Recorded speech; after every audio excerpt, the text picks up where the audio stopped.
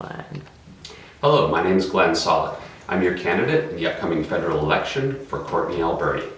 The country is looking forward to a very pivotal, very exciting, very important election this year. The majority of people are looking for change, and that's what I offer.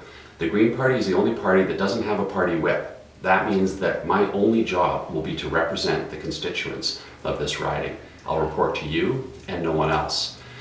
We have a lot of problems to solve in the economy and the environment, but we can't do that until we solve our parliamentary issues. We need to restore democracy to our government, and I feel that the best way to do that is an injection of new ideas. Those ideas can come from the Green Party. If you elect me, I'll bring those to Ottawa.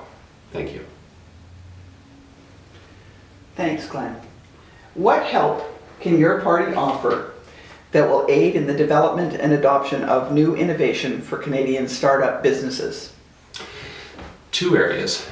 Specifically, we're advocating the creation of an infrastructure bank, an iBank, that will be put aside specifically to fund new entrepreneurial ventures. I think Canada is a terrific starting pad for new companies. Unfortunately, the technologies sometimes sit too long on the back shelf and aren't able to come to market soon enough.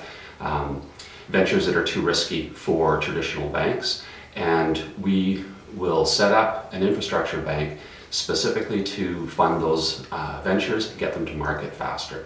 We're also going to fund a training program to ensure that young people have the skill set required to work in the new emerging technologies. Make sure that we have the staff available to bring the new businesses to market. Thank you. Transportation infrastructure on Vancouver Island is a challenge. What are your party's plans to improve the movement of people and goods between Vancouver and the mainland? To improve the transport of goods, specifically we do support the proposed project in Port Alberni in the mouth of Barclay Sound for container transport. That will provide a dramatic improvement to flow of goods, container goods. I think it's a terrific project. We're also advocates for mass transit, specifically train. Now that makes more sense to me in Canada. I'm hoping that we can justify that there's enough mass requiring transit to bring the train back to Vancouver Island, to open up the corridor between Victoria and hopefully as far north as at least Courtenay or all the way to Campbell River. Thank you.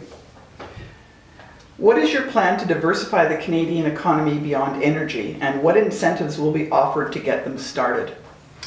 To diversify beyond energy, well, I think we can diversify a lot within energy. Specifically, we need a national energy strategy. So we look at our country's needs, not just the individual province's needs.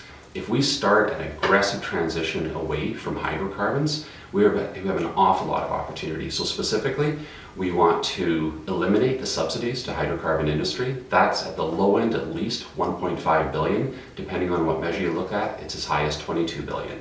We'd like to remove those subsidies, level the playing ground so that we can bring forward technologies that exist right now. There's an awful lot of opportunity in renewable energy, and we can start that right away. In addition, to lower our greenhouse gases, 30% of those gases come from leaky buildings constructed in the last several decades. We'd like to release an army of contractors to immediately start retrofitting building envelopes, industrial and home envelopes. There's an awful lot of opportunity. Thank you.